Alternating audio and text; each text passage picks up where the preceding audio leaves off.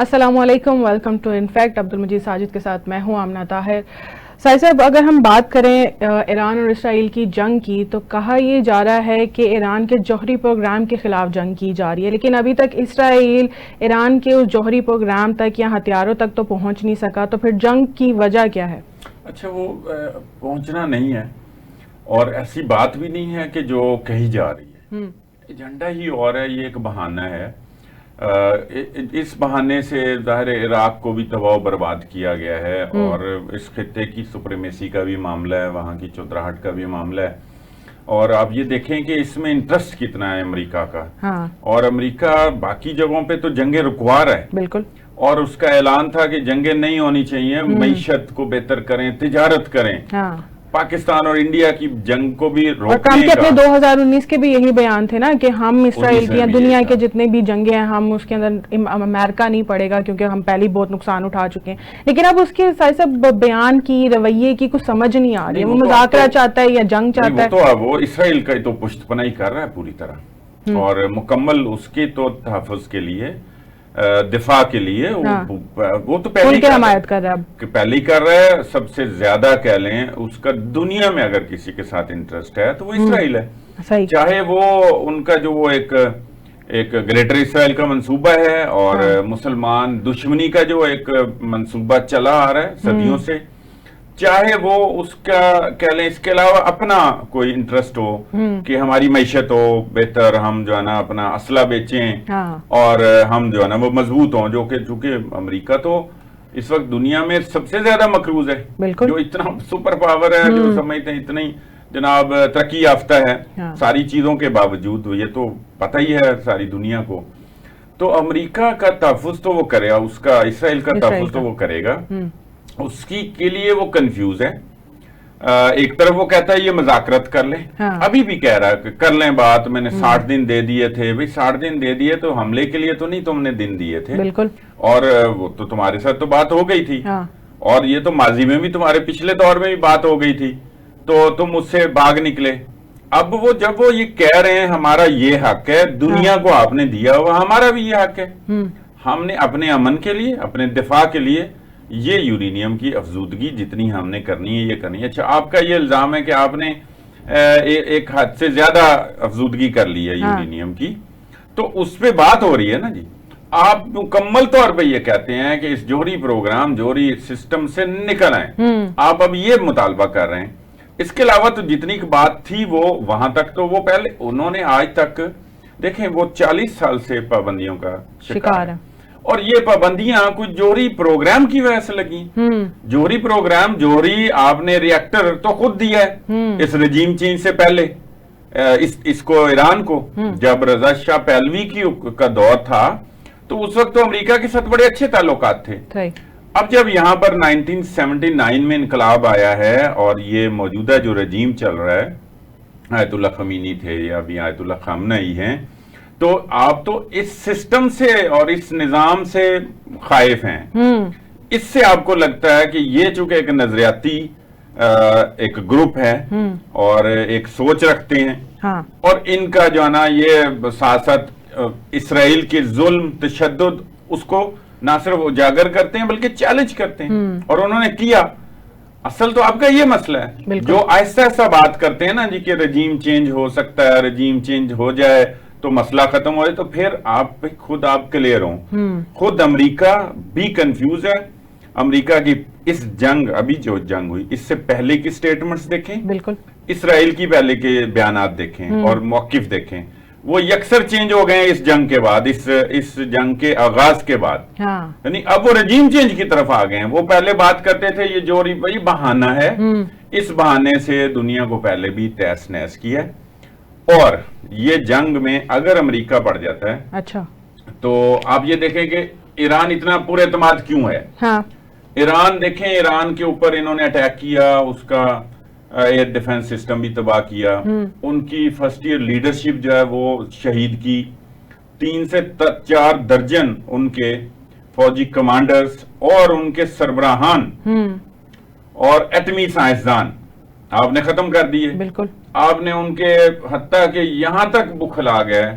حواس باختہ ہو گیا کہ آپ جناب ان کے ٹی وی چینل پہ جو ہے نا وہ اٹیک کر رہے ہیں. یعنی آپ اندازہ لگائیں کہ کہاں پہ, یعنی کہ ایک تو اپنی طرف یہ کیا کہ وہاں پر انٹرنیشنل میڈیا کی پابندی لگا دی کہ ہمارا نقصان ظاہر نہ ہو, ہماری سبکی کم ہو, بدنامی کم ہو, چونکہ فیک سی ایک ساری ہے نا دنیا میں, چودراہٹ بھی, اور یہ اے آئی کے ذریعے, اور آپ جناب جو بھی ہے آپ نے ایک نظام بنایا ہو. اسرائیل کا تو اٹیک کرنے کا مقصد یہی تھا نا کہ وہ گریٹر اسرائیل کی راہ ہموار کرنا چاہ رہا تھا, لیکن اس کو نہیں پتا تھا کہ اس کے اس حملے کے بعد اس کی کتنی پسپائی ہوگی, آگے سے کیسے ریئیکٹ کیا جائے گا. ہاں یہ بات تو درست ہے کہ یہ جو جتنا اس نے کامیاب اٹیک کیا تھا اور پن پوائنٹڈ اور این ایگزیکٹ اور ایکوریٹڈ, اس کے بعد تو پھر ایران جو ہے نا وہ تو ریٹیلیٹ کرنے کی پوزیشن میں ہی نہ ہوتا. لیکن یہ جو غیر متوقع طور پہ اس کے بعد ایران سنبھلا ہے, نئی لیڈرشپ انہوں نے تیار کی, تعیناتیاں کی, ان پہ بھی اٹیکس کیے, ان کے دوسرے کمانڈر کو بھی انہوں نے شہید کر دیا. انہوں نے پھر وہ دیکھیں یہ ایک سوچ ہے, سوچ تو یہ نہیں مرنی, یہ اگر اسرائیل نہیں مری سوچ اس کی تو پھر باقی کیسے ہو سکتا ہے. تو انہوں نے جس کامیابی سے اپنے وہ حواس باختگی کا شکار نہیں ہوئے, وہ بکھلائے نہیں, ان کے ہاتھ پاؤں نہیں پھولے, انہوں نے پھر 24 گھنٹے کے اندر جس طریقے سے ریٹیلیٹ کیا ہے, یہ ریٹیلیشن دنیا کو برداشت نہیں ہو رہی, خصوصاً امریکہ اور یورپ کو اور اسرائیل نوازوں کو, کہ یہ جو اٹیک کر کے, یہ ہمت ہے اصل میں اسرائیل کی, اس کی ایران کی, اور یہ ہمت کسی اور میں نہیں پائی گئی. یہ نقصان جتنا ہو رہا ہے یہ پہلی دفعہ ہو رہا ہے, اس وجہ سے انہوں نے اپنے انٹرنیشنل میڈیا پہ بھی پابندی عائد کی, اور ادھر ان کو لگ رہا تھا کہ اچھا یہ اپنے سورسز سے تو چیزیں دکھا رہے ہیں دنیا کو, تو انہوں نے وہاں بھی اٹیک کر دیا. اور ان کی بھی ہمت, اور وہ اس خاتون جرنلسٹ کی بھی ہمت, جو ویڈیو چل رہی ہے کل سے کہ وہ پروگرام کر رہی ہیں اور اٹیک ہو رہا ہے, ظاہر ہے اٹیک ہوا, توڑ پھوڑ ہوئی, چیزیں گر رہی ہیں, دیکھ رہے ہیں. وہ اس دوران تھوڑی سی بھاگنے کی کوشش اس نے کی, اس دوران اور کیا ہو سکتا ہے کہ بھی اٹیک ہے, کچھ چیز جو بھی کچھ ہے وہ گر جائے گی, عمارت ہے, چھت ہے, بالکل, تو وہ تھوڑا سا اس نے اپنے آپ کو ریسکیو کرنے کی کوشش کی, اور 5 منٹ کے بعد وہ وہیں آ کے بیٹھ کے اس نے پھر جو ہے نا وہ پروگرام کیا, اور اتنی ہمت سے اس جرنلسٹ کو بھی سلوٹ, اور ایران کے اس جذبے کو بھی سلوٹ. صاحب اسرائیل نے تو اپنے تمام تر جتنے بھی ہتھیار ہیں وہ تو یہ لگتا ہے کہ شو کروا دی ہیں, یا اپنے جتنا بھی اسلحہ یا میزائلز وہ شو کروا دی ہیں, لیکن ایران کی جانب سے ایسے لگ رہا ہے کہ وہ آہستہ آہستہ اپنے ہتھیار نکال رہا ہے, آہستہ آہستہ اپنی جداز ہے وہ نکال رہا ہے. میزائلوں کا ایک ذخیرہ ہے, اور وہ میزائل اتنے بھی ہیں اور اتنے کہے جاتے ہیں کہ وہ 1 سال تک بھی جو ہے نا وہ لڑ سکتا ہے. اچھا, وہ اسی طرح سے دیکھیں نا, پے در پے وہ یکے بعد دیگرے حملے کر رہا ہے, میزائل لگ رہے ہیں. اور اس سے اگلی بات یہ ہے کہ ان کا اپنا جو دفاعی نظام ہے, وہ آئرن ڈوم کے اوپر اتنے جناب اتراتے تھے, وہ ظاہر 100% تو نہیں ہو سکتا, کچھ نہ کچھ تو نقصان کرتا بھی ہے, اس کی رینج ہے, اس میں وہ کچھ نہ کچھ روکتا ہے, لیکن ان کے میزائل بھی جتنے تیز رفتار ہیں, وہ اس پہ بھی حیران ہے کہ وہ رک بھی نہیں رہے, ان کا جناب ایئر ڈیفنس سسٹم ان کو انٹرسپٹ بھی نہیں کر رہا, تو ان کو لگ بھی رہے ہیں, نشانے پہ لگ رہے ہیں. انہوں نے تل ابیب جو ہے وہ ان کا فوجی مرکز ہے. اچھا, اگر وہاں اٹیک ہو گیا ہے, یہ حائفہ جو ان کا ہے, حیفا اور حائفہ جو کہتے ہیں, یہ ان کا معاشی مرکز ہے, ہب ہے, بڑی بڑی کمپنیاں وہاں پہ ہیں, یہ گوگل اور یہ انٹیل اور یہ ساری جو کمپنیاں ہیں وہاں پہ, وہ وہاں بھی اٹیک اگر کر رہی ہے, پہنچ گیا ہے, اور ان کی عمارتیں بھی گرتی نظر آ رہی ہیں, اس کی فوٹیجز بھی ہیں, ساری اے آئی کی فوٹیجز نہیں ہیں. گو کہ ہے زمانہ اے آئی کا, اور ہمیں ایک ایک چیز کو جو ہے نا وہ ری چیک کرنا پڑ رہا ہے, اور دیکھنا پڑتا ہے کہ یہ خبر ٹھیک ہے یا غلط ہے, یہ اے آئی جنریٹڈ تو نہیں ہے. تو جو اوریجنل بھی ہیں فوٹیجز, اس کے مطابق بھی یہ جتنا ان کا نقصان ہو رہا ہے, اور وہ بنکرز میں جا کے بیٹھ رہے ہیں, تو یہ میں آپ کو بتاؤں ایران کا کوئی نقصان نہیں ہو رہا. اصل یہاں سوال یہ ہے کہ اسرائیل کا جتنا نقصان ہو گیا ہے, اور جتنا اس کو مزید پرولونگ کر کے وہ ان کو تھکا کے ان کے آئرن ڈوم کا جو سسٹم, دفاعی سسٹم ہے, اس کا تو یہاں تک خبریں آ رہی ہیں کہ وہ اپنے ہی جو ان کے ہیں نا میزائل وہ بھی جو داغ رہے ہیں وہ ان کو بھی انٹرسپٹ کر کے تو وہ اس کو بھی سمجھ نہیں تو اب سائد صاحب اگر یہ اتنا نقصان اسرائیل کا ہو رہا ہے تو پھر یہ تمام نقصان اسرائیل کو کتنا پیچھے لے جائے گا؟ کیونکہ اگر ہم دیکھیں تو اس کی آبادی بھی کوئی ایران سے بہت ہی کم ہے، کوئی 92 لاکھ کے قریب ہے، تو پھر اسرائیل کا آگے فیوچر کیا ہوگا؟ مطلب وہ اس نقصان کو کیسے ظاہر ہے وہ بڑے پلانڈ ہیں، منظم ہیں ان کا، تو بہرحال اللہ نے بھی کچھ کہہ دیا ہو ان سے کہ ہوشیار رہنا ہے، تو خطرناک تو وہ ہیں، اور جتنی کم آبادی ہے ان کی، جتنا چھوٹا سا ایک ناجائز ملک ہے، ایک ملک نہیں ہے وہ ناجائز ملک ہے، اور اس کا یہ امریکہ کا بیبی ہے بالکل، اور وہ اس کے خاطر دیکھیں نا چل پڑا ہے، وہ چاہتا ہے کہ ابھی بھی دھمکا رہا ہے ایران کو کہ یہ جیسے بچے کی نہیں فکر ہوتی، مطلب وہ اس کو اس طرح سے پرواہ ہے جیسے اس کی اولاد ہے، سگی ہے کہ ناجائز ہے، یہ تو ہم کیا سمجھتے ہیں کہ ناجائز ہے، وہ اپنے سگی اولاد ہی سمجھتا ہے امریکہ، تو وہ جس طریقے سے اس کے لیے وہ دھمکا رہا ہے ایران کو، تو اس کو ظاہر وہاں تھنک ٹینک بھی ہیں، امریکہ کا ایک سسٹم ہے، خالی ٹرمپ ہی اکیلا نہیں اس پہ، اس معاملے پہ کو فیصلہ کر سکتا، یا اس جیسے وہ پہلے کان سے پکڑ کے زیلنسکی کو یہ کہہ رہا ہے وہ کہہ رہا ہے، یہ تو کام بھی نہیں، اور اسرائیل کے سامنے تو ویسے بھی وہ یہ نہیں کر سکتے، نیتن یاہو نہیں مانتا ہے ان کی، بظاہر تو وہ یہ بات کرتے ہیں لیکن وہ کہتے ہیں کہ ہم تو نہیں شامل، یا تو اس نے یہ کیا، اب یہ کہ دفاع کے لیے وہ ضروری ہے، اس کا دفاع بھی کر رہے ہیں، اس کے دفاع اب جتنا کہ ایران نے نقصان کیا اس کے لیے وہ وہاں سسٹم بھی ان کو فراہم کر رہا ہے، یو کے بھی دے رہا ہے ان کا اپنا دفاعی نظام بھی، ان کو جنگی ہتھیار بھی، ایون ایئر کرافٹس بھی امریکہ وہاں پہنچا رہا ہے اور مزید پہنچائے گا، حتیٰ کہ امکان یہ جس کا میں نہیں سمجھتا، میرے انالیسس کے مطابق امریکہ کے لیے یہ قبرستان بننا ہے، اچھا امریکہ اس میں نہیں آئے گا، امریکہ دھمکائے گا اور اپنی اولاد کو، ناجائز اولاد کو بچانے کے لیے وہ یہ کچھ بھی کہے گا، کچھ بھی کہتا رہے گا، لیکن سوال ہی پیدا نہیں ہوتا کہ وہ اس کو جو ہے نا یہاں پر آ کے جنگ میں شامل ہو، اس کو یہ پتا ہے کہ ایران جس طریقے سے اس وقت کھڑا ہوا ہے اور جتنا کہ وہ پورے اعتماد ہے، اس کے پیچھے کوئی نہ کوئی ہے، ایران اکیلا نہیں ہے، گو کہ اس نے اس کو اکیلا کیا ہے 1979 کے بعد، اس کو اکیلا کیا، اس کے اوپر پابندیاں لگائیں، مگر وہ میں کہہ رہا ہوں ایک سوچ کے لوگ ہیں، ایک نظریے کے لوگ ہیں، اور ان کا نظریہ جو ہے نا بیت المقدس کی آزادی بھی ہے، ایران کی بربادی بھی ہے، تو یہ تو اس کو تو ختم نہیں کیا جا سکتا، وہ ان پابندیوں سے گزر چکے ہیں۔ صاحب اس وقت ہمیں جوائن کر رہے ہیں ڈاکٹر حامد خان المشرقی، ماہر بین الاقوامی امور۔ ڈاکٹر صاحب آپ کو پروگرام کے اندر خوش آمدید کہیں گے۔ سر لگ یہ رہا ہے کہ شاید دنیا جو ہے وہ تھرڈ ورلڈ وار کی طرف جا رہی ہے، لیکن کیا یورپی ممالک اس تھرڈ ورلڈ وار میں شامل ہوں گے؟ کیونکہ وہ تو پہلے ہی 2 جنگیں عظیم دیکھ چکے ہیں اور اس کا نتیجہ بھی دیکھ چکے ہیں، تو اب آگے کیا ہونے والا ہے؟ دیکھیے بات یہ ہے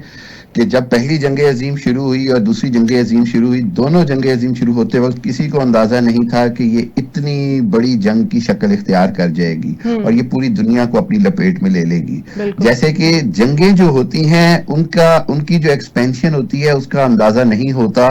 اور ان کے اینڈ کا کوئی طریقہ میتھڈ نہیں ہوتا۔ سب سے اہم بات یہ ہے کہ یورپ تو آلریڈی یوکرائن اور رشیا کی جنگ میں بڑا کمزور ہو گیا ہے، فائنینشلی وہاں ریسیپشن ہے، جرمنی کی 50 سال میں پہلی بار جی ڈی پی گروتھ جو ہے وہ مائنس میں چلی گئی ہے، اسی طرح فرانس اور باقی یورپ بڑا سفر کر رہا ہے۔ اچھا، اس کے اندر جو سب سے اہم بات ہے وہ یہ ہے کہ G7 کا جو اعلامیہ آیا اس سب کو دیکھتے ہوئے وہ بڑا افسوسناک ہے، یعنی G7 میں 4 وہ ممالک ہیں جو یورپ کے ہیں اور انہوں نے بھی وہی اعلامیہ دیا جو امریکہ چاہتا تھا، اور اس کا نتیجہ یہ ہے کہ آج امریکہ کے جو بہت بڑے جنگی جہاز ہیں، جو کارگو ویسلز ہیں، جو سارے ہیں، وہ ایک بار پھر اسی طرح تیاریوں کی پوزیشن میں نظر آ رہے ہیں۔ دوسری جانب جو اسرائیل ہے وہ جہاں تہران کے شہریوں کو وارننگ کر رہا ہے، وہیں پر ہم نے دیکھا ہے کہ ایران کی جانب سے جو انتہائی میں سمجھتا ہوں زبردست قسم کا رد عمل آیا. ایران نے جس انداز میں تل اویو کو ٹارگٹ کیا یہ کبھی نہیں سوچا گیا تھا, اور نیتن یاہو کی یہی وہ مس کیلکولیشن ہے جس کی ان کو اب قیمت چکانی پڑے گی. اور اگر ہم دیکھیں کہ وہ جو ٹرمپ جو نعرہ لگاتے ہیں کہ جی میں جنگوں کا حامی نہیں ہوں, بظاہر تو یہ لگ رہا ہے کہ وہ اس جنگ کا نہ صرف حصہ بننے والے ہیں بلکہ وہ جو ہے وہ ایران میں رجیم چینج بھی چاہتے ہیں, وہ ایران کا ایٹمی پلانٹ اور ایٹمی جو طاقت ہے اس کو بالکل ختم کرنا چاہتے ہیں, اور ایرانی عوام کے اوپر کوئی اسرائیلی نواز مسلط حکومت مسلط کی جانے کی کوشش ہو رہی ہے. تو میں سمجھتا ہوں کہ اب پوری مسلم دنیا کے لیے بڑا کڑا وقت ہے جس کے اندر ان کو ایک بڑا واضح سٹانس لینا ہوگا. بڑی خوشی کی بات ہے کہ سعودی عرب اور ترکی اور ہم نے دیکھا کہ باقی مسلمان ممالک, پاکستان اس میں آگے آگے کھڑا ہے کہ انہوں نے ایک ایران کے حق میں موقف اپنایا ہے, کیونکہ اگر ہم آج ایران کو نہیں بچاتے یا ایران کے آگے مسلمان ممالک کھڑے نہیں ہوتے تو پھر آج ایران کی باری تو کل کسی اور کی باری. اور یہ جو یہودیوں کا اور جو گریٹر اسرائیل کا پلان آف ایکسپینشن ہے یہ تو بڑا واضح ہے. ایک بڑی کریٹیکل چیز اس کے اندر ہمیں دیکھی ہے پچھلے 24 گھنٹوں میں, اور وہ ہے چائنا کی طرف سے بیان. آپ نے دیکھا ہوگا کہ چائنا نے بڑا کلیئرلی کہا کہ جو صدر ٹرمپ کے بیانات ہیں وہ جلتی پر تیل کا کام کر رہے ہیں. وہیں پر آج چائنیز پریزیڈنٹ نے ایک انداز میں کہا کہ دنیا جو ہے یا دنیا کی ترقی جو ہے وہ امریکہ کے بغیر بھی ہو سکتی ہے, یعنی دنیا اب امریکہ کو سپر پاور کے طور پر نہیں لیتی ہے. سو آئندہ آنے والے دنوں میں صورتحال کافی خطرناک ہے, اور اگر وہ انگریزی کا ایک محاورہ ہے کہ if the sense does not prevail تو things will be very difficult, تو ہوش مندی کے ناخن دینے ہوں گے. اس کے علاوہ اب جنگ تو ڈسکس ہو ہی رہی ہے, میرا ایک پوائنٹ آف ویو یہ ہے کہ اگر امریکہ اس میں آ جاتا ہے تو دیکھیں وہ پھر گوریلا وار تو افغانستان سے بھی نہیں جیت سکا تھا اور ایران سے بھی نہیں جیت سکے گا, اور ایران بہرحال اکیلا نہیں ہے, یہ پھر اس کو پتہ لگ جائے گا. اور شاید ظاہر ایک وقت ہوتا ہے ہر ایک طاقت کا اور قوت کا اور سپر پاور کا, تو اس کا زوال بھی ہونا ہوتا ہے, تو پھر یہ تو اس کا زوال شروع ہو جائے گا. اس لیے وہ صرف ڈرا رہا ہے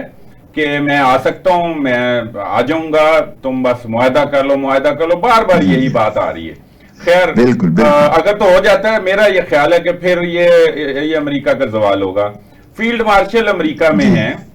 اور وہاں وہ انہوں نے پاکستانی کمیونٹی سے اوورسیز پاکستانی سے خطاب بھی کیا ہے,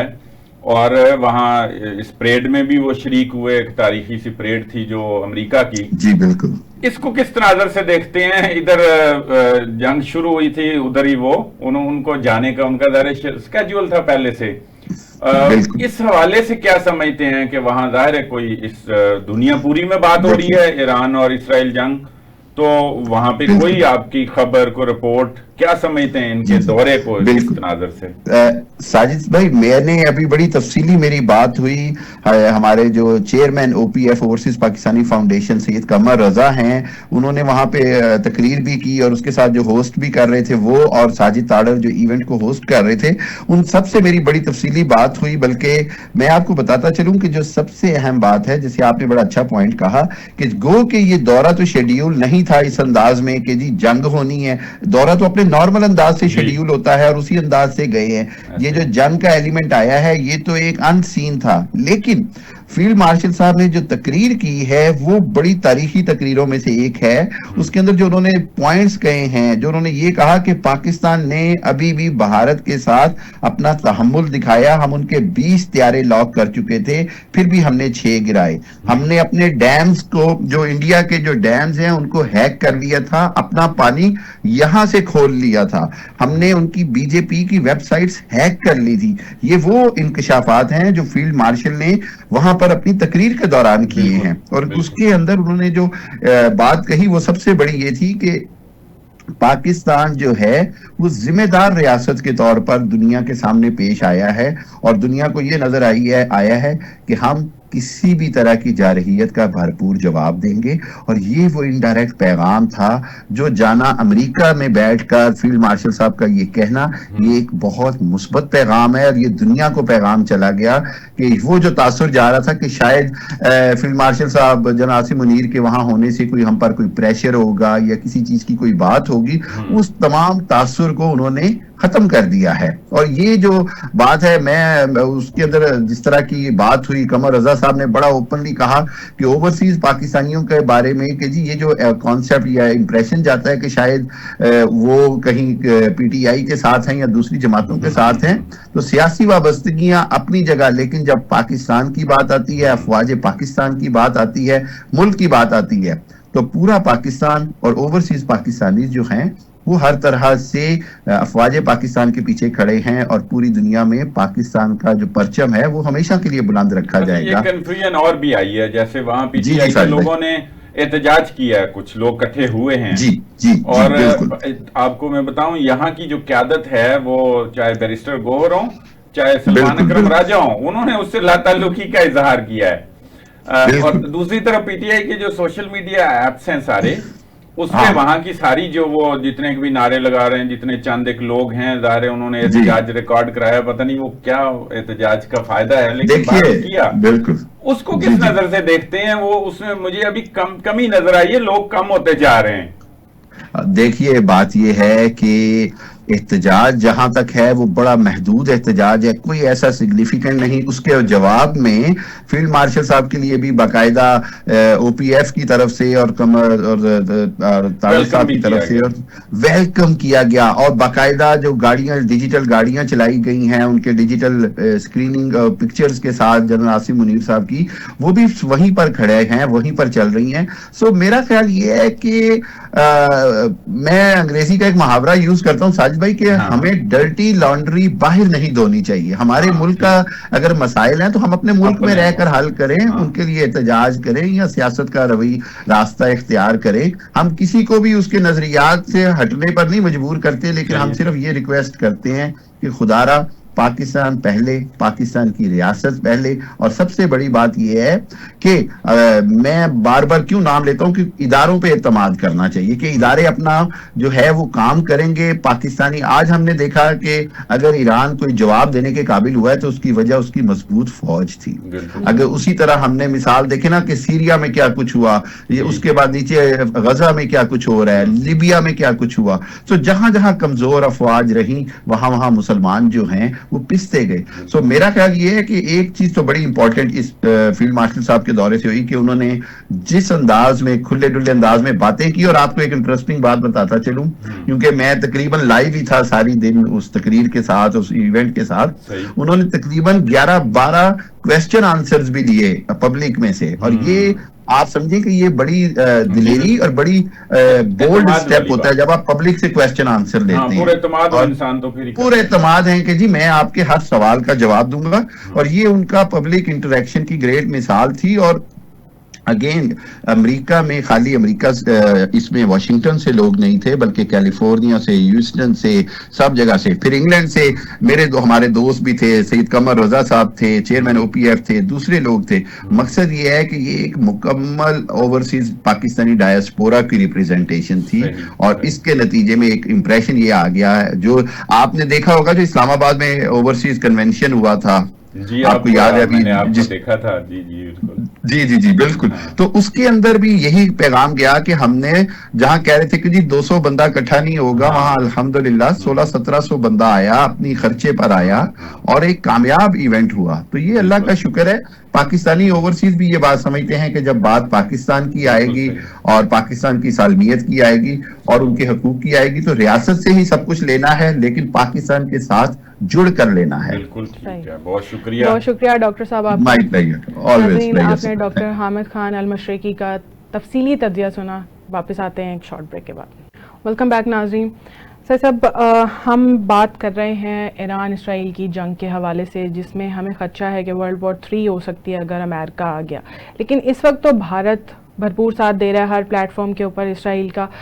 تو کیا ہم یہ سمجھ سکتے ہیں یا ہم یہ کوئی اندازہ لگا سکتے ہیں کہ اس سے پہلے جو پاک بھارت جنگ ہوئی ہے اس کے اندر بھارت کی جتنی بدنامی ہو گئی ہے, کیا وہ اس جنگ کے اندر کود کر کوئی اپنے مقاصد پورے کر سکتا ہے؟ اچھا, اس کے مقاصد تو ہیں,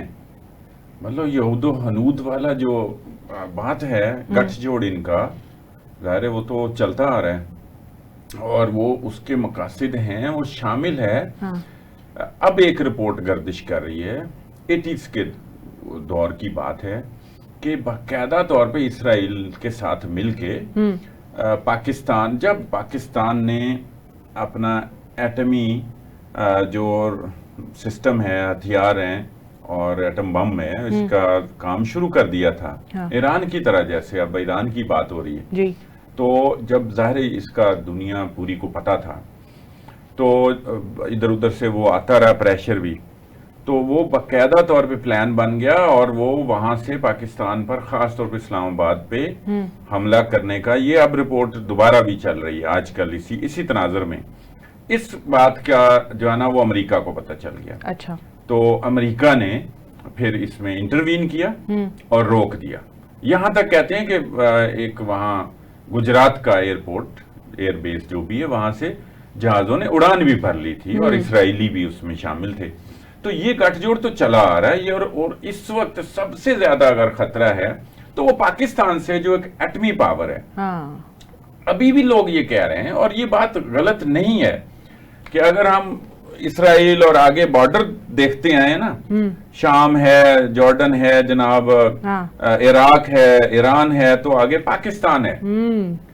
اور پھر ظاہر انڈیا، تو ادھر سے اس نے کہاں تک جانا ہے، ادھر سے اس نے کہاں تک جانا ہے اور آنا ہے، یہ اس کا بھی گریٹر انڈیا یا گریٹر پنجاب کی طرح، اور گریٹر اسرائیل، تو یہ ہے منصوبہ ایک پورا ان کے نظر میں، ان کی خواہش کے مطابق۔ لیکن خواہشات تو ساری نہیں میں کہہ رہا ہوں کامیاب ہوتی، وہ انڈیا کی جو ابھی خواہش تھی، وہ جس طرح اس کو خمیازہ بھگتنا پڑا، اس کو اب جو دنیا منہ نہیں لگاتی۔ ابھی بھی ٹرمپ جو ہے نا مودی کے پہنچنے سے پہلے G7 سے نکل چکے تھے اور وہ امریکہ چلے گئے تھے۔ ان کی وہ جو ایک ڈرٹی سی جپھی ہے نا مودی کی، وہ ایسے کر کے لپک پڑتے ہیں، جو بھی ہوتا ہے وہ اس سے محروم رہ گیا انڈیا، اور انڈیا کا مودی جو ہے نا، اور انڈین عوام وہ محروم رہ گئی ہے۔ یہ بھی ایک میسج ہے ان کے لیے۔ اس کے پیچھے ظاہر ہے انڈیا کو اس نے جس جگہ پہ رکھنا تھا نا، ٹرمپ کی یہ خوبی بھی اپنی جگہ پہ ہے، اسرائیلی نوازی جو ہے وہ خامی ہمارے نزدیک، ان کے نزدیک خوبی ہے، وہ بھی اپنی جگہ پہ ہے، چونکہ وہ اپنا پہلا ٹینیور بھی اس نے گزارا، تو اس نے جس طریقے سے ابراہم ایکارڈ اور اس میں لوگوں کو شامل کیا تجارت کے ذریعے، کوئی مختلف انسینٹیوز دے کے عرب ممالک کو، کچھ جنہوں نے اسرائیل کو تسلیم کیا، تو وہ ابھی بھی اسی جنڈے پہ ہے۔ تو گریٹر اسرائیل بھی اس کے جنڈے میں ہے، موجود ہے، اور وہ اپنے لیے جو کر رہا ہے نا، جو سوچ رہا ہے، وہ اس کو کہیں نہ کہیں اس کے عوام کو، یا وہاں کہیں نہ کہیں محسوس ہو رہا ہے، چونکہ وہاں کے سینیٹرز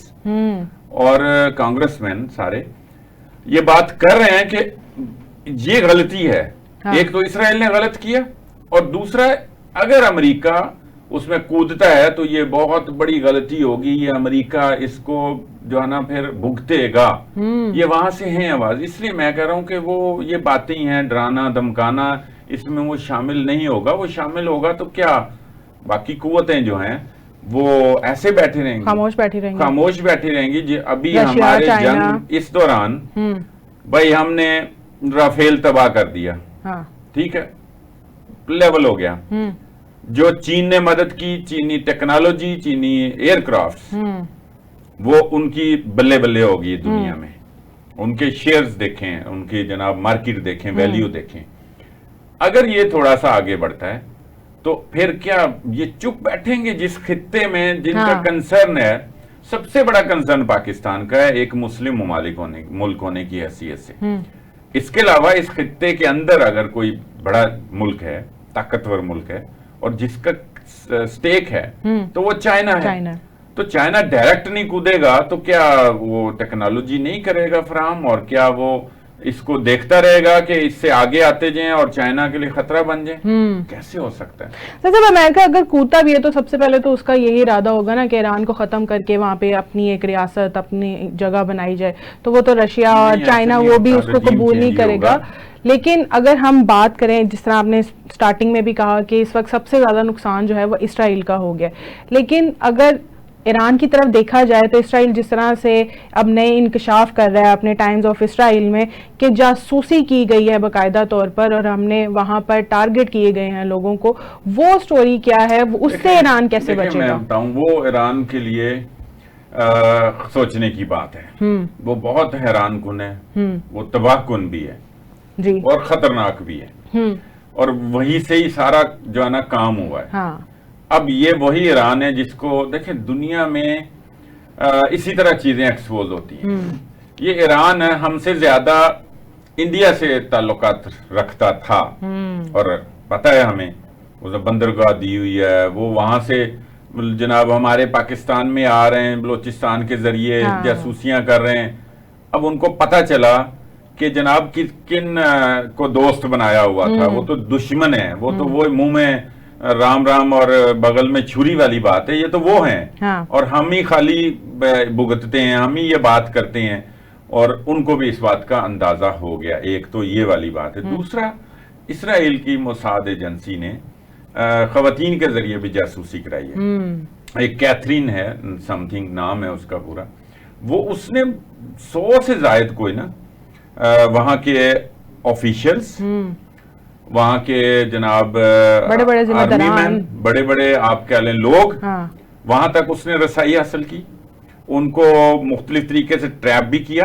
اور ان سے معلومات بھی لی، اور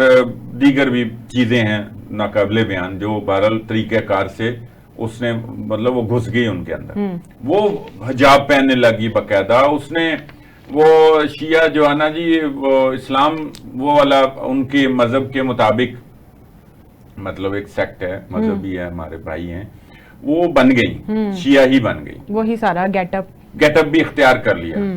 اور اب وہ علم حاصل کر رہی ہیں جی، یہاں تک کہ اس کی فوٹوز بھی آئی ہیں، اور وہ اسرائیلی میڈیا ہی اس کو جاری کر رہا ہے کہ ہم نے کیسے کیسے ان کو ٹریپ کیا ہے، اور بڑے شوق سے وہ کر رہا ہے۔ تو یہ واقعی چیلنج ہوا ہے، یہی چیلنج ہوا ہے، اسی وجہ سے تو ان کے پاس ایک ایک چیز کی جگہ کی لوکیشن تھی، ایک ایک دیکھیں وہاں ہماری طرح محلات میں نہیں رہتے لوگ، چھوٹے چھوٹے گھروں میں، یہ بھی ایک ان کی خوبی ہے کہ ان کے بڑے بڑے لوگ بھی چھوٹے چھوٹے مکانوں میں رہتے ہیں اور فلیٹ سسٹم میں وہاں پہ رہ رہے ہیں، تو وہ فلیٹوں میں جو بھی انہوں نے اپنی عمارتیں، اور اس میں اس طرح نہیں کہ ایک ہی بڑا سارا بنگلہ ہے جناب، اس میں ایک ڈی سی مان نہیں ہے، وہ جناب ایک مربع زمین میں اس کا جناب بنگلہ ہے پورے کا پورا، ٹھیک ہے نا جی، اور اے سی کا یہ جس طرح کی رہائش گاہ ہے، چلیں یہ الگ موضوع ہے۔ تو وہ وہاں پہ ان کو ٹریپ کر کے جس طریقے سے، یہ ہے ان کے لیے سوچنے کی بات، اس پہ ان کو کام کرنے کی ضرورت ہے۔ اب وہ کر رہے ہیں، پکڑ رہے ہیں، لیکن دیر بہت ہو چکی ہے۔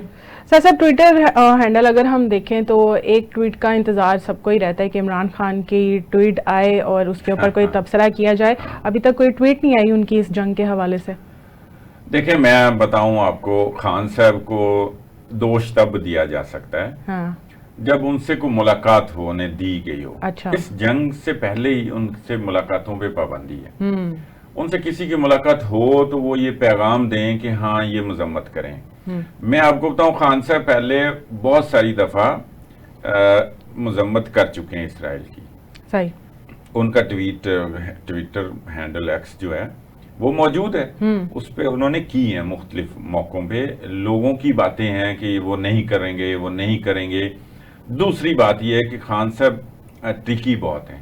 خان صاحب چیزوں کو اپنے حق میں کرنا بڑا اچھی طرح جانتے ہیں۔ یہ جتنی دیر ہو رہی ہے، جتنا پریشر پڑ رہا ہے نا، اس کے بعد جب ٹویٹ آنا ہے نا، تو آپ یہ دیکھیں کہ وہ ساری چیزیں ایسے اڑنی ہے نا ایئر کرافٹ کی طرح، ٹھیک ہے نا، اور وہ سب چیزیں جو ہے نا، وہ جو بھی باتیں ہو رہی ہیں وہ ساری لیول ہو جائیں گی۔ تو وہ ایک یہ سیاست کا بھی ایک طریقہ ہوتا ہے، تو وہ یہ چیزیں جانتے ہیں کہ کیسے جو ہے نا اپنے حق میں کرنی ہے چیزیں۔ تھوڑا سا آ رہا ہے پریشر، شور پڑ رہا ہے، اب جب ان کا آ جانا ہے مذمت وہ کریں گے، انہوں نے پہلے بھی کئی دفعہ کی، یہ باتیں ہیں۔ سر پروگرام کا وقت ختم ہو رہا ہے تو آخری ٹاپک ہم پاکستان کی طرف سے لے لیتے ہیں۔ پاکستان کی ایک کمپنی PIA جو ہے، اس کی نجکاری کا کافی عرصے سے پروسیس چل رہا تھا، 2008 سے وہ خسارے میں جا رہی ہے۔ اب کہا یہ جا رہا ہے، نئی ڈیولپمنٹ یہ ہوئی ہے کہ فوجی فرٹیلائزر کمپنی جو ہے وہ اس کو اون کرنے لگی ہے، اور صاحب کیا حقیقت ہے؟ ہاں یہ ہے، انہوں نے باقاعدہ وہ جو سیکورٹی ایکسچینج میں خط بھی لکھ کے اطلاع بھی دے دی ہے کہ ہم یہ انٹرسٹڈ ہیں۔ فوجی فرٹیلائزر جو ہے نا ایک فوجی ادارہ ہے جی، فرٹیلائزر کھاد بنانے والا ادارہ ہے، یہ رحیم خان یار خان میں بھی اس کا ایک بڑا سینٹر ہے، تو منافع بخش ادارہ ہے۔ جس کو بجٹ میں متنسنا کیا گیا ہے، اس کو بجٹ میں کیا گیا ہے کہ وہ جو ہے نا اس پہ کوئی ٹیکس نہیں لینا، اس سے استثناء حاصل ہے اس کو، اور یہ بتایا گیا کہ 111 جو ابھی ادارے اس موقع پہ ابھی اس بجٹ میں